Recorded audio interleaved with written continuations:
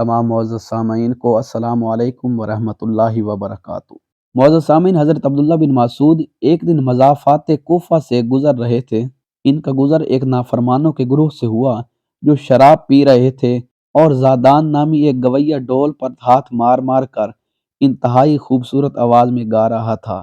हज़रत अब्दुल्ला बिन मासूद रज़ी अल्लाह तआला अन्हु फरमाते हैं कि कितनी खूबसूरत आवाज़ है, काश ये कुरान करीम की तिलावत के लिए इस्तेमाल होती। फिर वो सर पर चादर डालकर वापस रवाना हो गए।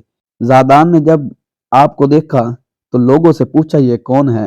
लोगों ने बताया कि हज़ूर नबी करीम सल्लल्लाहु अलैहि वसल्लम के सहाबी हज़रत अब्दुल्ला बिन मासूद हैं। इसने पूछा, इन्होंने क्या कहा? तो इन्होंने बताया कि इन्होंने कहा, कितनी मीठी आवाज़ है, काश ये किरात कुरान के लिए होती। इस बात का ज़ादान के दिल पर बहुत असर हुआ। अपने गर्दन में रुमाल डाला और हज़रत अब्दुल्ला बिन मासूद रज़ी अल्लाह तआला अन्हो के सामने ज़ारो कतार रोने लगा।